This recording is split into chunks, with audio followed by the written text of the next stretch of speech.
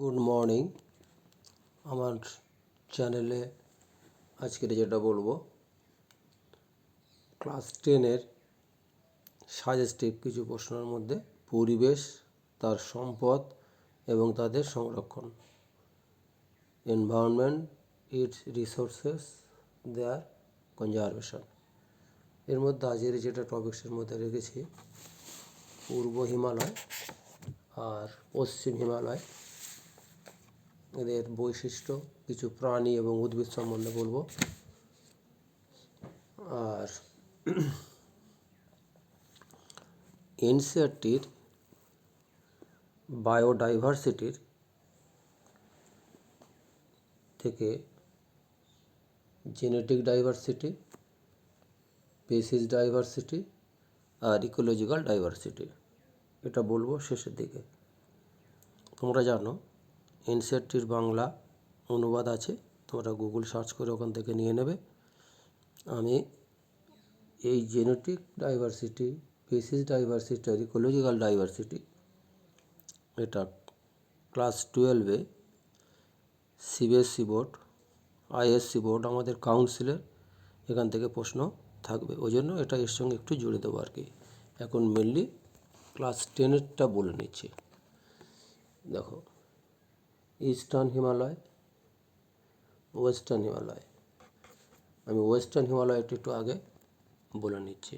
Western হিমালয়ের মধ্যে দেখো, লোকেশন জম্মু কাশ্মীর, হিমাচল প্রদেশ, উত্তরাখণ্ড, লাদাখ, এটুকু আছে। এছাড়া আরও আমি বলছি ওয়েস্টার্ন ঘাটে কেরালা, মহারাষ্ট্র, তামিলনাড়ু, চেন্নাই, কর্ণাটক, গুজরাট, এই অঞ্চলগুলি উল্লেখযোগ্য স্থানের মধ্যে পড়ছে। অগস্ত্যা মালাই পর্বত, silent valley, Kerala, Ambalam reserve basin, এটা গেল ওটার মধ্যে পড়ছে। এখন পশ্চিমঘাট এই পর্বতমালায়, পশ্চিমঘাট পর্বতমালার এবং শ্রীলঙ্কা, এদের হটস্পট হওয়ার কারণ কি? হটস্পট হওয়ার কারণ কি সেটা বলছি। 500 প্রজাতির সংবহন কলা কি? Vascular bundle. ভাস্কুলার বান্ডেলটা আবার কি? জাইলেম এবং ফ্লোয়েম এটা সংবহন করে। জাইলেম জল নিয়ে যায়, জল বয়ে নিয়ে যায়, আর ফ্লোয়েম হচ্ছে খাবার নিয়ে আসে। এদের মধ্যে প্রায় 1700 প্রজাতির মতো এন্ডেমিক, আর একটা পয়েন্ট 140টা স্তন্যপায়ী প্রজাতির মধ্যে 20টা হচ্ছে এন্ডেমিক। 450টা পাখি, বার্ডস, তার মধ্যে 35টা হচ্ছে এন্ডেমিক। 260টা রেপটাইলস, সরীসৃপ, 175 তারা হচ্ছে এন্ডেমিক। আর 135 উভচর, অ্যাম্ফিবিয়া, 130টি হচ্ছে এন্ডেমিক। আর হটস্পট আমরা একটা বলবো কেন, সেটা তো আগে একটু বললাম। আর একটা অন্য দুটো সহজ পয়েন্ট বলতে পারো। হটস্পট হলো উচ্চ এন্ডেমিজম, উচ্চ স্তরের প্রজাতির সমৃদ্ধির ক্ষেত্র। যেহেতু পশ্চিমঘাট অঞ্চলে প্রচুর পরিমাণে স্থানীয় প্রজাতি রয়েছে, তাই এটি একটি জীববৈচিত্র্য বা ডাইভার্সিটির হটস্পট।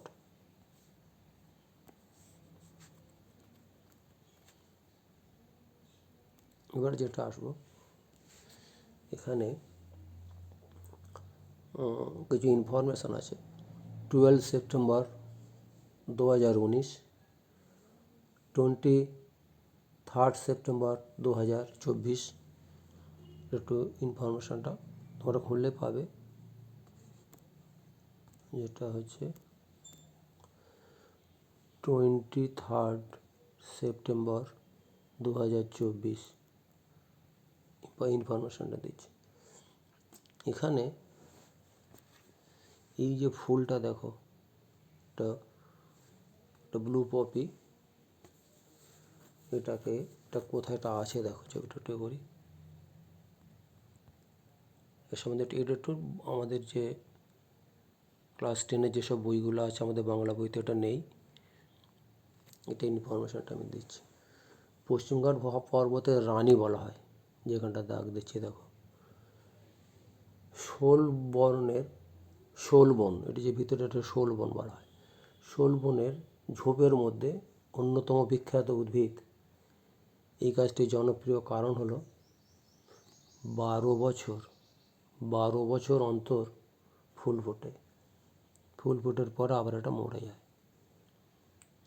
এবং 12 বছর পর ফুল ফোটার জন্য যে বীজ, এই যে সিডস, এই সিডসটা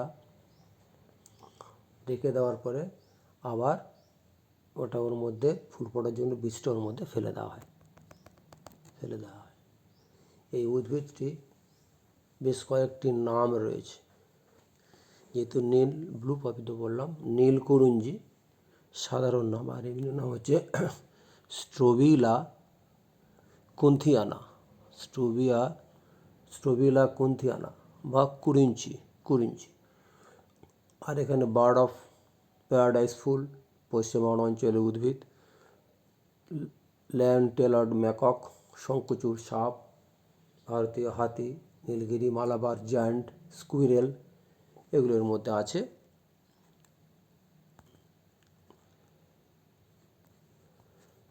ছবিটা একটুখানি দেখে নিতে পারো এখান থেকে, এই যে ছবিগুলো এখানে দিয়েছি।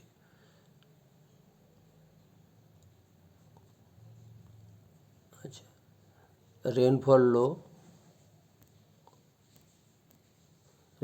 লো, cloud dry, vegetation coniferous forest, alpine meadows, special diversity, moderate species, snow leopard, Himalayan brown bear, Kashmiri stag, fact, more cold adapted species specialized in high altitude. এবারে আসবো আমরা ইস্টার্ন হিমালয়ান মধ্যে বিস্তৃতি সম্বন্ধে Arunachal Pradesh, Sikkim, Darjeeling, Bhutan border, Assam, Nagaland. Rainfall very high, warm, humid, vegetation dense evergreen forest with orchids, rhododendrons, সুন্দর দেখতে ফুলটা। Species diversity very high, endemic fauna, red panda, Asian elephant, clouded, fact, high diversity, reptiles and amphibian. এই amphibian সম্বন্ধে এটা বলতে গেলে এনসিইআরটির মধ্যে একটু ওখানে যেটা বলা আছে, আমি ইনফরমেশানটা ওখানটা নেই, এটা 12-এর জন্য একটু কথা বলছি।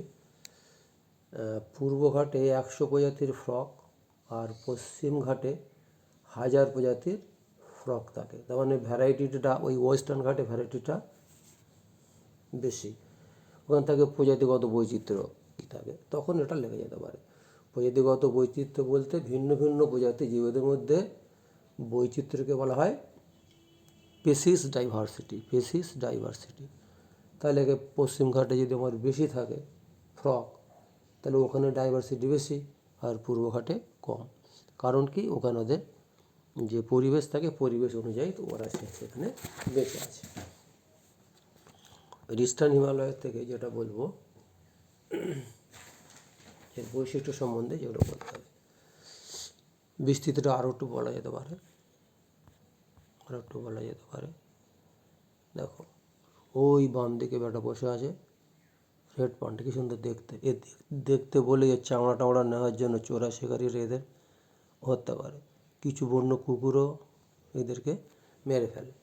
সে সম্বন্ধে এবারও ইম্পর্টেন্ট আছে, লায়ন, ক্রোকোডাইলস আর রেড পান্ডার সংরক্ষণ থেকে প্রশ্ন আছে, সেটা পড়ে বলবো। আচ্ছা, পূর্ব হিমালয়ের মধ্যে যেটা বললাম, আগে ফের আটু বলে দিই, আসাম, অরুণাচল প্রদেশ, সিকিম, হিমালয়, সিকিমের লাগোয়া নেওড়া ভ্যালি, এগুলোতে রয়েছে একশৃঙ্গ গন্ডার উল্লেখযোগ্য। এশিয়ার বন্য জলজ মহিষ এর মধ্যেও আছে।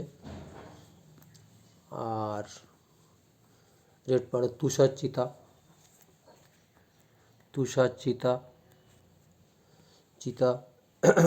চিতা, তারপরে ভারতীয় হাতিও রয়েছে। বন্য জলজ মহিষ জলজ মহিষ ওর মধ্যে আছে, ফেয়ারি ব্লু বার্ড, লিজার্ড, হক, রডোডেন্ডন, ওক, কিছু কলসপত্রী উদ্ভিদ আছে, নেফান্থা স্পেসিস। বিশেষ যে বৈশিষ্ট্যটা একটা পয়েন্ট বলবো এখানে, ইভলিউশন। কী ইভলিউশন হয়েছে? প্রাচীন গুপ্তবীজী উদ্ভিদ বেশি পাওয়া যায়, যেটাকে বলা হয় ইভলিউশনের কেন্দ্রস্থল বলে মনে করা হয়। একটা ইনফরমেশন, 1 জুলাই 2021 সেখানে এই ইনফরমেশনটা দিচ্ছে। 300 প্রজাতির স্তন্যপায়ী প্রজাতি, 977 পাখি প্রজাতি, 176 সরীসৃপ, 105 অ্যাম্ফিবিয়ান। আচ্ছা, লেটেস্ট যে ইনফরমেশনটা দেওয়া হয়, যেটা বললাম ওই জুলাই, যেটা বললাম, এখানে আবার জানা আছে এটি নেপাল, ভুটান, সিকিম, অরুণাচল প্রদেশের কিছু অংশ নিয়ে এবং বার্মা এটা নিয়ে গঠিত।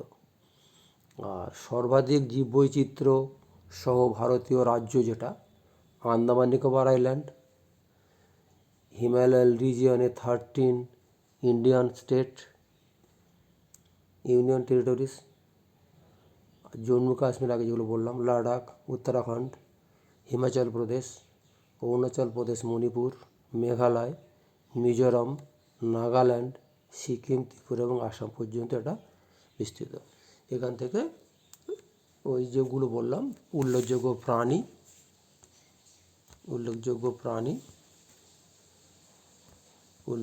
প্রাণী, উদ্ভিদ, বৈশিষ্ট্য, এরকম ধরনের প্রশ্ন থাকবে। এটা তো রয়েছে। আর এর সঙ্গে যেটা বললাম যে জেনেটিক ডাইভার্সিটি, এবার 12-এর জন্য একটু বলছি। জেনেটিক ডাইভার্সিটি যেটা আসছে, জেনেটিক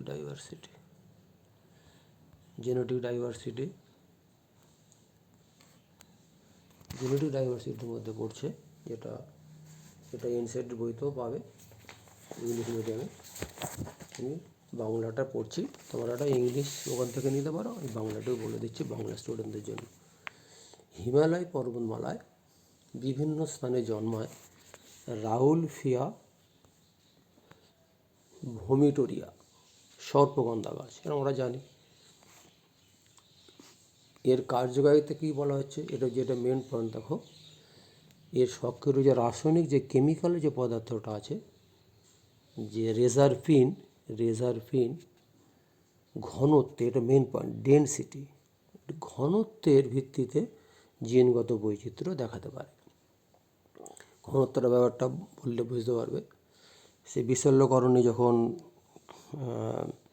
লক্ষণকে যখন শক্তিশাল মেরেছিল, তখন জয় হনুমানজি পুরো পর্বত থেকে সমস্ত ওইটা নিয়ে এসেছিলো। তার মানে সেখান থেকে তুমি বেছে নাও কোনটা দিয়ে কাজ করবে বিশল্যকরণী। তো এখানে আমি সেটাই বলছি, এইটাই হিমালয়ের যে অংশগুলি আমি বলি, নিচের দিকে যে সার্পেন্টাইন বা রেজারপিন আছে, উপরের দিকে যে সার্পেন্টাইন আছে যেটা আমি পাবো রেজারপিন। এখানে এই যে পরিবেশ হাই অ্যালটিটিউডে থাকার ফলে সেখানে ওদের পরিবেশের সঙ্গে থাকতে গেলে ওদের যে কেমিক্যাল, যে রাসায়নিক পদার্থটা এখানে অনেক বেশি পাবে। অর্থাৎ নিচের দিকে লো ডেনসিটির বা মেডিসিনটা কম কাজ করবে, আর এইখানে মেডিসিনটা বেশি কাজ করবে। মানে এখানে তার যেহেতু তার ওই অ্যাডজাস্টমেন্ট করার ক্ষমতা বেশি। আর ভারতবর্ষের মধ্যে কী আছে এটা পাবে, একটু পুরোটা এনসিইআরটির বা আমি বাংলাটাই জাস্ট বলছি, যে ভ্যারাইটিস, আমাদের রাইস, আমরা তো সবাই ভাত খাওয়া লোক, সুগারের লোক আর কি, যাই হোক, এখানে 50,000 ভ্যারাইটিস রাইস পাবে। আর আম তো বিখ্যাত, বিভিন্ন জায়গা তো আছে, মালদার অন্য জায়গায়, আমাদের তো আম তো 10,000 এখানে পাবে। 1,000 ভ্যারাইটিস, ভুল বলেছি, ওটা 1,000 ভ্যারাইটিস আম পাবে। যত বেশি আম খাবে তত বেশি যাদের সুগার, তারা খেতে খুব ভালো লাগবে আর কি, তত সুগার বাড়বে। আর ইনসুলিন নিতে হবে, পরে ওই ইনসুলিন নিয়ে ক্লাস 12-এর পড়বে এবারে বায়োটেকনোলজি, ওটা সম্বন্ধে পরে ক্লাস করবো আর কি। এর মধ্যে আর একটা আছে ইকোলজিক্যাল ডাইভার্সিটি। ইকোলজিক্যাল ডাইভার্সিটি মুছে দিই, এখন একটু এক্সপার্ট নয় তো, একটু দেরি হচ্ছে, ক্ষমা করবে। ইকোলজিক্যাল ডাইভার্সিটি, এটা আমার কোনো ভাষা নয়, এ সমস্ত ইনসাইট দেখে জানা, বাংলা ফর্ম থেকে বলছি আর কি। নরওয়ের মতো স্ক্যান্ডিনাভিয়ান দেশ, নরওয়ে ছোট্ট করে লিখছি, নরওয়ে শর্টে, আর স্ক্যান্ডিনাভিয়ান দেশের তুলনায় ভারতবর্ষ, ইন্ডিয়া যে দেশে জন্মেছে, স্যালুট জানাই। ভারতবর্ষের বিভিন্ন বাস্তুতান্ত্রিক স্তরে মরুভূমি, বৃষ্টি অরণ্য, লবণাম্য উদ্ভিদ, ম্যানগ্রোভ, আমি তো সুন্দরবনে ওইদিকে চাকরি করতাম, খুব পরিচিত আমার আর কি। সুন্দরী গরান গাছ, আমার স্কুলের পাশেই ছিল হোগল নদী, ওই দীর্ঘ 36-37 বছর ওখানে কেটেছে। যাই হোক, আমার এক্সপিরিয়েন্স আছে। উপরে যদি কোনো ক্লাস পাই বলবো।